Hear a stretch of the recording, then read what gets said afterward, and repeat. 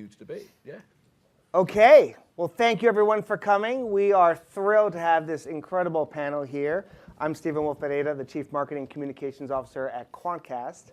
And we have, to my immediate left, Miriam Banakaram, Scott, Matt, and Rachel. Maybe you could just tell a little bit about who you are, what you do, and then we'll get into the topic of the day. So we'll start with Miriam. The short answer is I'm a serial entrepreneur, although these days I'm an executive in residence at Columbia University. Oh, wait, no. So we all know each other very well. We can't have any humility on this panel. She is the former CMO of Hyatt. So let's have a round of applause for Miriam. Oh, yes, thank you.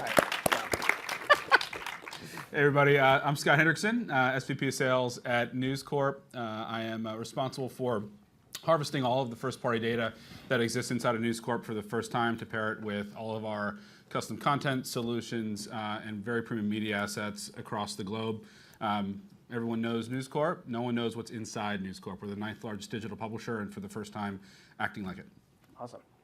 Shameless plug, I like it. Shameless plug, man. It sounded ominous. Nobody knows what's inside News Corp. Matt Tepper, Chief Strategy Officer. You guys hear me? Is my mic on? Is this on? Yeah, all right, good. Chief Strategy Officer, Wonderman, like probably most of all of us, trying to figure out how data connects with media, technology, and creative. Hi, and I'm Rachel Tipograph, the founder and CEO of Micmac. At Micmac, we create commerce experiences for the social video generation and beyond. Our clients span from Procter, L'Oreal, Nestle, Bose, Levi's. We're all about getting the brand closer to the retail data and the shopper closer to that add to cart. And prior to Micmac, I ran global digital and social media at Gap. And again, the humility factor, we're going to have to definitely quash it out because Rachel is one of the Forbes 30 under 30. And pick up your latest issue of Inc. magazine because they have the top 100 female founders, and Rachel is one of them as well. So give it up for Rachel. Woo! So you're not allowed to agree. We're not going to have like one of those boring panels where everyone says, yes, I like what she said. I really want to kind of have a subset conversation because this is a rare instance where you actually have all sides of the ecosystem represented. We have a marketer, we have the agency, we have a technology partner, and we have a publisher. And it's really rare to get everyone aligned because the reality is we're all here in service of the marketer. This all starts when a marketer spends $1. And Miriam, you were the CMO at Hyatt, you were the CMO at NBC Universal, CMO at Univision. You actually, I think, started your career at Y&R. I did. So you've seen all parts of the ecosystem. And what we're really talking about is how do you kind of put the customer first? And when you think about that brief, we're just using the brief as a vehicle to kind of showcase all the, steps that people have. It's like a bad game of telephone. But when you think about your brief, when you think about what it is that you want to accomplish, how do you kind of go about that? And how do you think about the ecosystem of partners that you have? But starting from your pain point. Well, the first thing I would say is we're not all here in service of the marketer. We're actually all here in service of the customer. That's always been the deal. I just think that now you have more tools at your disposal to actually figure out who that customer is and try and get the right message in front of them.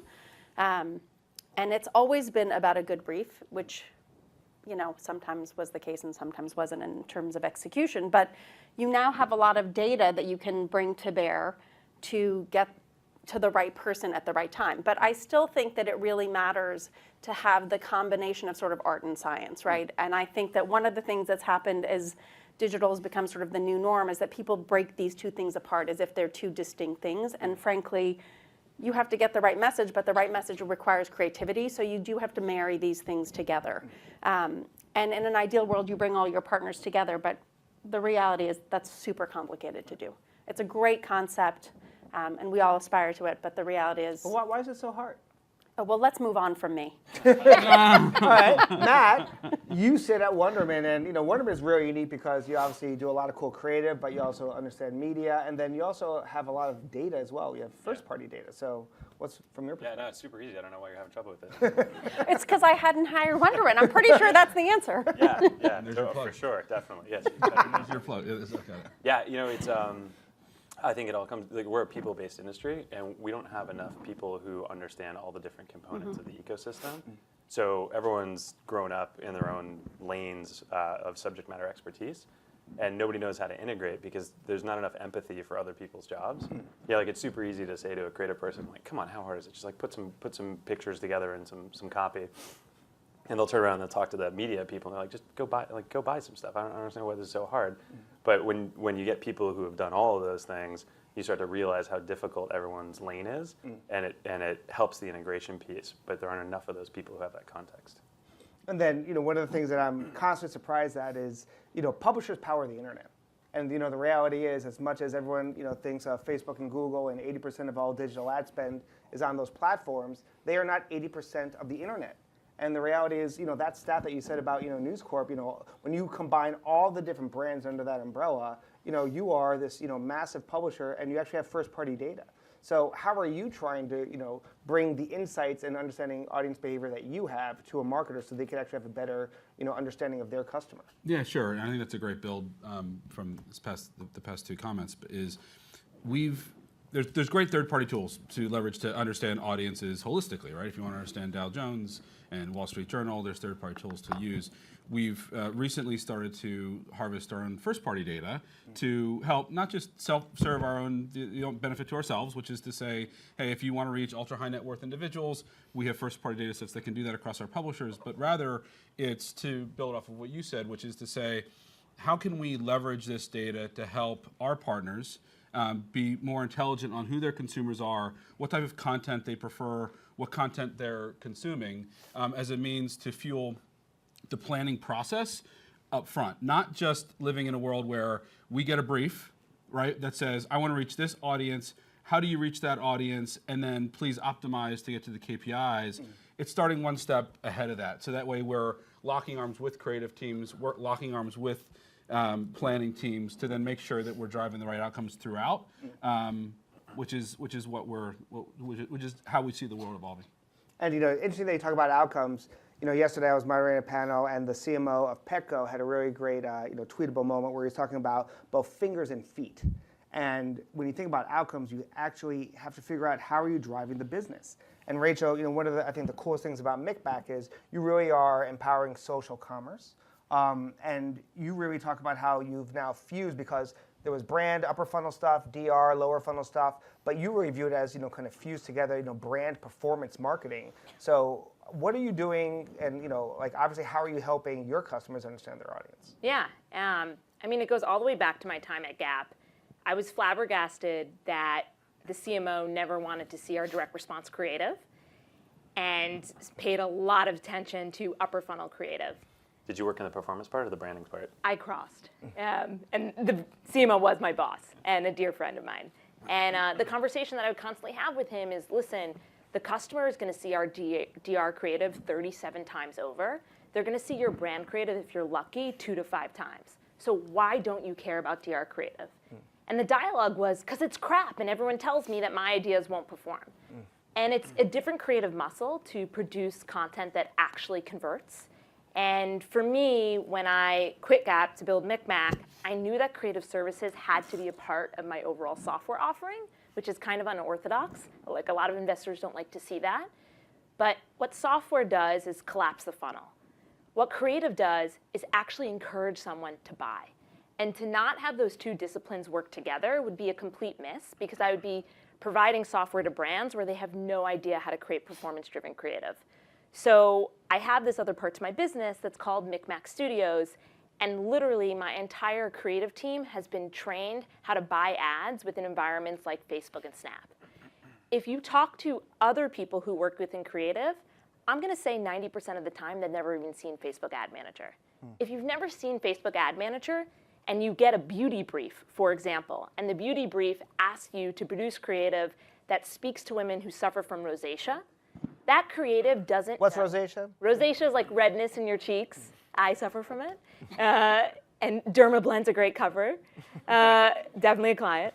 And anyway, long story short, that creative would not know that on Facebook you could never target someone for rosacea. So they wouldn't be empowered to go back to the brand and say, listen, I'm sure you did a ton of consumer research, and I'm sure that's a really important value proposition, but you literally cannot target that on Facebook. So I don't advise us to move down this path. And what's been amazing to me is the growth of the studios business, because I haven't been putting energy against growing that business, but marketers are demanding it. And we go in and we try to act really agnostic. At the end of the day, I say to them, I'll fully train your internal creative team. I'll fully train your agency of record. My goal is not to build this huge studios business because margins on content are pretty slim. And so I think that sort of unorthodox, really transparent approach has worked. And so it caused us to create this other part of the business, which is around training. So what you're talking about is really the fusion of skills, and how could you actually have a better brief? How could you understand your audience? You really need to figure out how to collapse that funnel. I mean, when you were, thinking about your teams, you actually oversaw so much because and also you were the CMO of Gannett, but you were also running sales and marketing at Gannett. So when you think about your teams, like, does this resonate? I mean, did you have this challenge? So the inherent problem is that everything's siloed, sort of like you were describing. And what you have is digital people who think, everybody thinks they know it all, right? And the problem is the digital people look at the brand people, and why those things are split up, we can argue, because I think that's already a problem, is they say, oh, those people worry about the pretty pictures, and we're the numbers people. And so, what startled me when I first got to Hyatt is you'd look at the direct response ads, and they were schlocky. And so then you would try and get the brand people to care, because the digital people, all they cared about was the numbers. They didn't actually care about the brand message and was it communicating what you wanted to. It was just a math exercise for them. And you really need those two pieces to come together, because you do have a message you're trying to relay and you're trying to get them to act. And this whole idea that they're the pretty picture people and they're the performance people is broken, because really those two things need to be together. But it's super hard to train people. And if I hear that the advertising business is broken one more time, it's been broken ever since I've been in it, and I'm 100 years old. The truth is, I still get agencies who come in and they pitch you with TV first. And when we were doing our RFP, I said, don't start with TV, because that's not really where most of our budgets are. And even though that's the case, even though you get them to flip it around and start with the social idea or start with digital ideas, when you actually end up hiring bigger agencies that have the capacity to do scale work for a global company, what happens is what they really want to focus on is the TV ad. So then you bring all your agencies together, you try to brief them all at the same time, and it's really hard to get people to step up to be the leader in that mix, because it's kind of easier to be a follower, right? Or you become the leader and then you're not worried about the digital piece. Yeah. So, I think the system is broken, just in a different way now. Yeah, it's interesting just looking at the trajectory of all the darling direct-to-consumer brands that we all pay attention to, because the first hire they ever make on their marketing team is a performance marketer. And they'll we'll hit like a $50, $100 million business all through digital customer acquisition, and then they're going to plateau. And once they plateau, then they start turning to Comcast to do television ads. And so if you've ever come across like an Away Suitcase ad on TV or Rent the Runway, Dollar Shave Club, it's really interesting to see how they approach TV creative, because the discipline internally has always been performance marketing. But what I find fascinating is we're talking about channels. And I think that fundamentally is the shift that we need to make as an industry, where we are no longer doing media planning and buying. We have to shift to audience planning and audience buying. And when you have an audience-first approach, you could actually be very objective now to figure out where is that audience. And that brings in the power of the publisher. You actually have that audience. And Matt, you talk a lot about kind of the linear approach to thinking about audiences, and like, why are we still buying things that are off the shelf? You have a whole kind of school of thought around things that are more bespoke audiences. Can you talk a little bit about that? Yeah, I think part of the reason this is broken is because the way we define audience is from legacy media thinking. And I think what you're inherently doing when you train your creative teams to understand Facebook and Snap is you're building in a combination of creative and media. And in my opinion, it's broken and not integrated because the fundamental source of truth for those, the data, is different for media and it's different for creative. On the media side, we're super sophisticated. We have algorithms. We can take all this great data and we can find people who have a high propensity or likelihood to buy or do whatever we want them to do. But you don't ultimately change behavior or inspire people to do things differently by getting in front of them. You inspire them to change the behavior and do things differently by motivating them through something that's meaningful. So we have to change the way we do things. And while I appreciate the name of the panel, I think briefs are part of the problem. I think briefs are have become this sort of Band-Aid for crappy workflow, right? It's like, oh, let's do a brief. I'm going to give a brief, and then I'm going to pass it to the publisher. You've got a brief. I'm going to pass it to the social performance, and you've got a brief. But it needs to happen at the same time up front, where we're defining audiences based on how we're going to motivate them, the human truth, and how we're going to find them, the media targeting. Well, and then that's got to resonate with you, Scott, right? Because when you think about your audience-first approach, you actually have all this audience behavior within kind of the News Corp umbrella, but people don't even know those different signals. And so, like, how are you trying to help brands figure that out? Yeah, sure. So, I mean, there's a lot. So I think the data ecosystem is extremely challenged right now, right? So we go into our DMP, you can drop down, you see 5,000 audience segments that you can buy, all with one sentence descriptions, right? Oh, wait, I know exactly the solution. what's in It's there. artificial intelligence. Oh wait, right. It solves everything. Right, exactly. It'll automatically find what we got some great machine learning too, exactly. all that stuff, right? So like at the end of the day, You just can't say blockchain, okay? just can't right. No, we got exactly. buzzword bingo. You're not allowed to say blockchain. We did that for we're two for three right now, right? We'll figure it out, man. How to get that one in there. But so if you look at it, it's insanity that a young buyer, let's just say, who doesn't have all the sophistication yet, goes in, picks that, hey, this in-market mover segment looks really great. Let's just try that, right? It's kind of like, I look at it like almost back in college, you had multiple choice tests, which are really easy. You kind of just guessed, like, yeah, that one looks pretty good. I'm just going to try it. Versus like you see the essay and you're like, shit, right? Like, I actually have to put some thought and strategy into this. And so to be able to understand and be able to get to the source of actual data, actually who these consumers are, understand their intent or whatever you might know, depending on the specific category. So in our world, we've got great mover data, we've great wealth data, we've great luxury data that we can identify.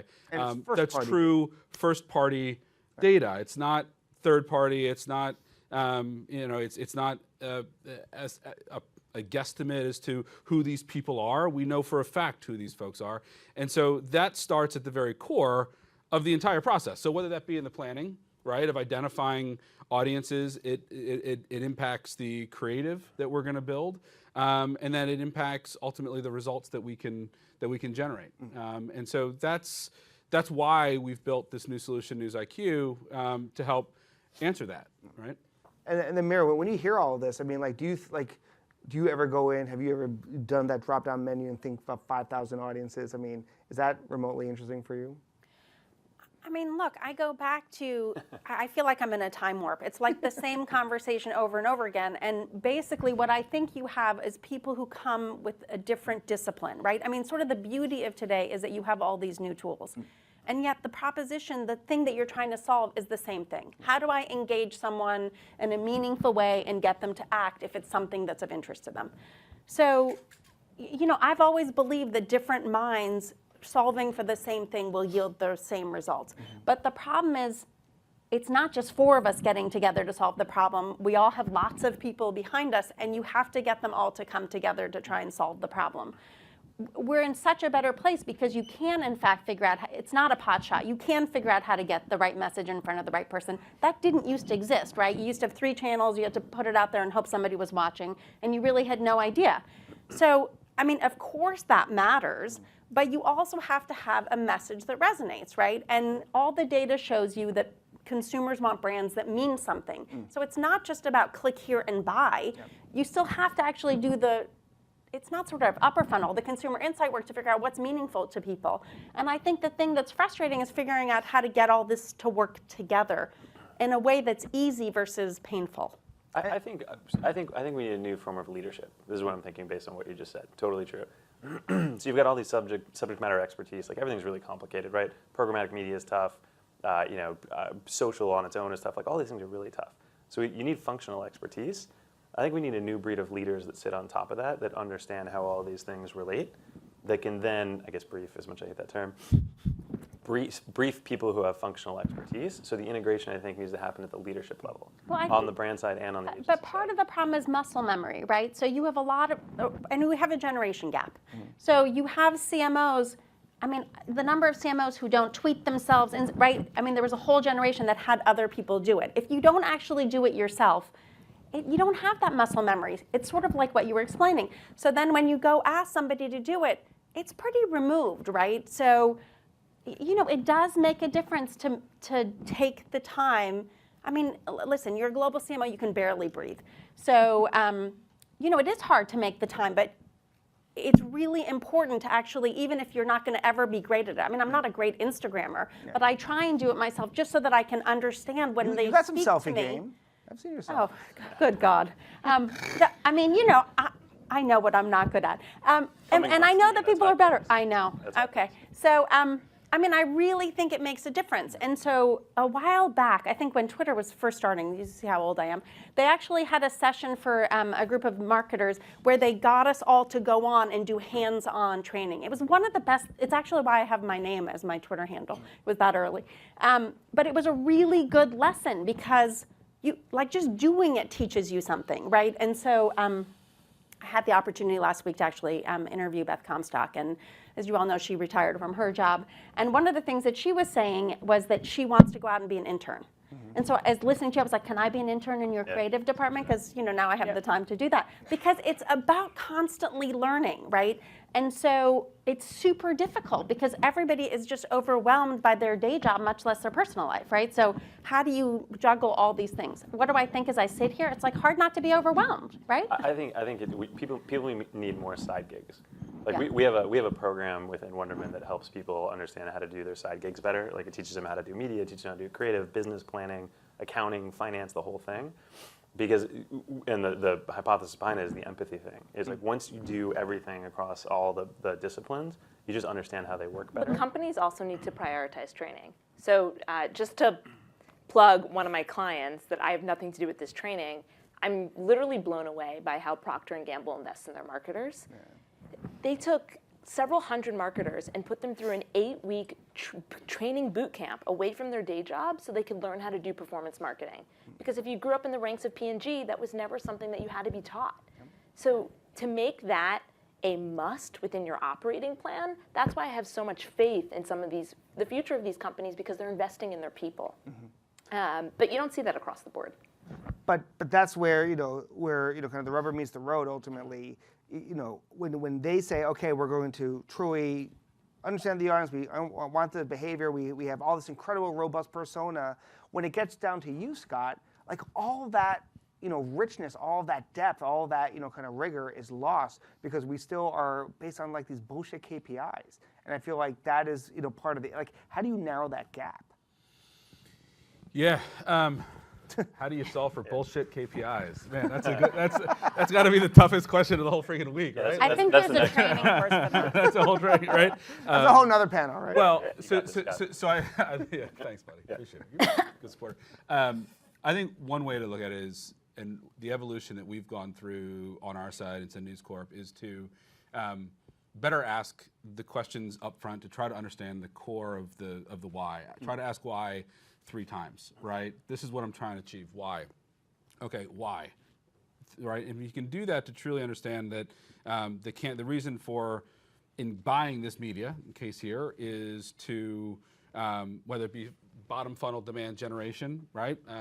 Against an audience that, frankly, maybe we don't have expertise in, right? It's saying, I can't help you right now, marketer, but you should go and go somewhere else for that, right? Et cetera. But to be smarter about what the capabilities are of our tools to train our organization, to be smarter about what tools we should match with the right KPIs. So we've rolled out leveraging all of our different assets, native, video, and display, coupling all of our data holistically, so we have optionality throughout the campaign execution process to fine-tune what results we're trying to drive, right? And to give flexibility to the marketer who might shift, right? What the objectives might be over the course of, or the measurement throughout the course of a specific campaign. So it's a tricky one. If we try our hardest to understand what the clients are trying to achieve, but I think it probably goes to the very top, right, as well, which is that if the CMO, and depending on the different silos that exist, is this money that's meant for e-commerce? Is it meant for offline? And is there clarity there? Sometimes there's not. So I think there needs to be alignment horizontally across that organization. Right? But you brought up D2C brands, and I think what the issue with all these KPIs is somewhere along this journey we lose focus on the customer. Just to bring it back to your earlier point, because you're right, we're here to serve the customer. And when you think about these D2C brands, one of the benefits that they have is that they truly understand the customer journey end to end. Right? They actually have one CRM. It's not siloed in all these different departments. They actually are not producing a product per se. You know, you listen to Jen Rubio from Away, she's providing a customer experience, right? It's an experience ecosystem. And I remember you were at the AWNY last year, and you even spoke about, you know what do we do in a world where you can't show an impression? And you were talking about, you know, kind of apps as like all these different, you know, consumer touch points. It's hard to compare. I mean, I hate to use this word legacy businesses versus, there's totally different things. I mean, when you're at a business that started in a different way, you're like band-aiding backwards, right? If you start off as a way, you're building something clean, right? Like I mean, half the data systems didn't speak to each other. Like, so, I mean, it's amazing that a lot of companies, they have data. Well, not really. I mean, they have the data, but not in a usable form. So the investment to get all that cleaned up is not insignificant. And, you know, when you're on an executive team making decisions about the business, like, are you gonna, I remember we were having trade-off conversations. Are we gonna fix the web? I mean, is it gonna be the mobile device? Are we gonna clean up the data? I mean, these are all choices. It's not an endless pool.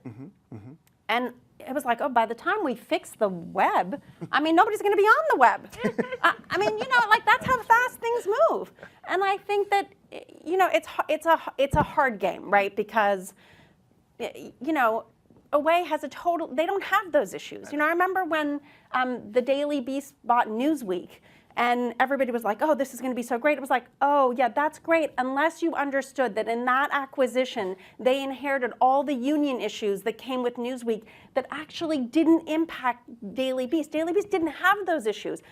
It was a terrible decision, actually, if you knew about that, because then all of a sudden they were encumbered in a way that a digital-first business hadn't been encumbered before, right? So marketing is not isolated. There's a bigger business piece that it all works into. And data wasn't just a marketing issue. Data is like the underlying operational piece of businesses, right? It crosses everything. But you're hitting on a very important point. This is something that, you know, another dear friend of ours, Antonio Lucio, who's now just left HP to be the CMO of Facebook, you know, he talks about how, you know, today's CMO is really the chief growth officer, but in reality, they're a general manager. And a true CMO has to understand all the different levers of the business. And I was curious if maybe you could just share a little bit, because I think it was at Gannett, they actually, you know, gave you responsibility after you got there as CMO. They gave you also responsibility of sales. And I thought that was very unique. And so it was unique. What was that experience like that you got to see it all sales and marketing? So it was rare for a marketer to get sales, right? You've seen the inverse, but not that. And by the way, let me just say, so, you know, Gannett at the time, 26% of our revenue came from digital because we owned Career Builder and Cars.com, but, you know, all the rest of it came from print. So, you know, when the CMO asked me 3 times to take on sales, which was a declining number, I didn't like run at it. Because, you know, I think Scott can empathize. You should come to a board meeting with me when you're reporting declining numbers. It's really fun. But it was interesting. It was interesting to try and, you know, and I had worked with sales teams for a long time in my career, but it was interesting to try and, you know, have that mindset when you went at that discussion.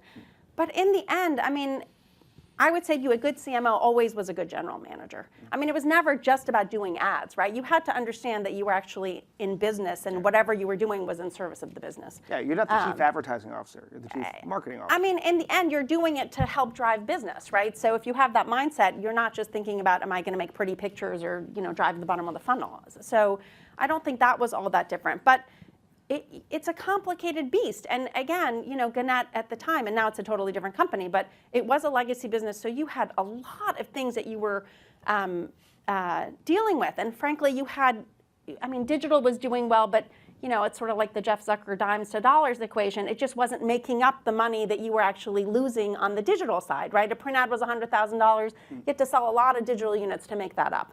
And you had salespeople who were out there, and you thought to yourself, well, if I just do programmatic, I don't even need these salespeople. Like, it just was a super complicated thing to have to constantly parse through. But I highly recommend it, even though it was really painful to do, because it gives you just a different view in. And it was interesting how resistant the salespeople were to work for marketers, just I suppose as marketers would be to work for salespeople. So it's always interesting to see the culture clash. But it goes back to the land of silos, which we all seem to be stuck in. You know, one thing to add and to build on this, it goes back to experience. I've had eBay and PayPal working in e-commerce for us 7 years. The one benefit to potentially that you just, the scenario that you were just in, is that if the marketers or the product team is part of that kind of sales organization where the organization's actually eating its own dog food, right? I like drinking That can their own be really champagne, powerful. but sure. Drinking their own champagne, man. That's why you're a CMO. And maybe I'm the sales guy. There you go, brother. There you go, right? You can flip. We can flip that, right? If you think about that, and this is exactly what we do with eBay PayPal, which is that all the data, all the products that we built were built for demand generation purposes first, and then as they worked, they were then layered on to the marketers, right? So then here's an alternate way to monetize the same data sets. And I think as we think about all the data inside News Corp, we're taking a similar methodology. It's not as clean because we still have different silos within business units, but I think the core that what's important is that as we're setting up our organization, we're not setting it up as a means to say this is what's going to be great for just driving ad revenue the way that it used to be, which is let's just try to go get as much money as we possibly can, regardless of what maybe the KPIs are. It's saying, how can we build products that are really going to make a difference? And if you're not doing that today, then your business is going to be in trouble long term. So, the common thread here is all coming back to data, specifically first-party data. And, I'd love, maybe, a combination of, Matt and Rachel, if you could talk a little bit from your vantage point, because I think everyone has heard about, GDPR and, it's something where we're now living this post-GDPR era, and I think it's a phenomenal opportunity for both brand marketers as well as brand publishers to take back control of their customer. But the kind of maybe unexpected effect of this legislation is that the walled gardens have actually put the walls higher, right? And so we are now going to an era where I think first-party data is going to be even at more of a premium, and it's going to be even harder to get.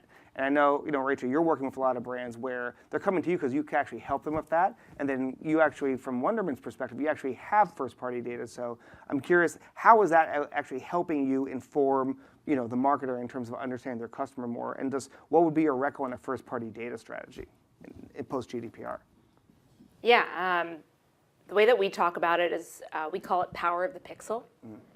So it blows my mind, the majority of clients that come our way where, A, they don't have pixels properly installed even on their checkout page, which is the most valuable place to capture that data, let alone in the rest of the distributed ecosystem.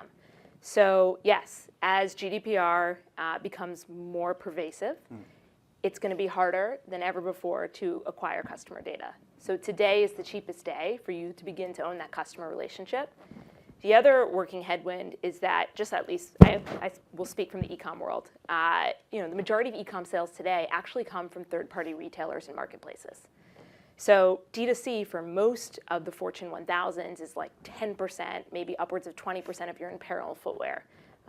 And so getting close to the customer and trying to collect that. You're talking about the Walmarts, the Targets of the world. Yeah, they own the majority of first-party data. And it's funny, when I was at Cannes this summer, I kept saying, next year, it's not going to be Facebook Beach, it's going to be Target Beach. And if you've been walking around here today, and I don't know if anyone from Target's here, Target is everywhere.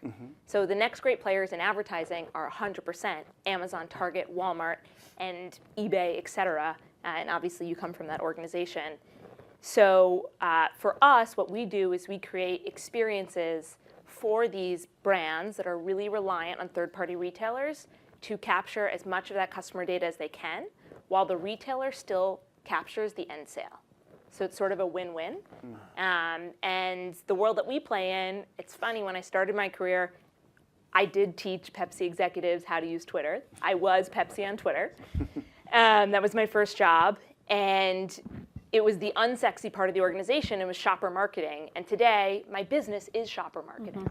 And I think that's the most interesting part of marketing today because it's where the greatest amount of first-party data lives. So for brands, it's getting your ducks in order to figure out what is your D2C strategy, and you might not have a role to play in that. Like, if you sell highly commoditized items, it might be an unrealistic expectation that you could have a D2C business around that.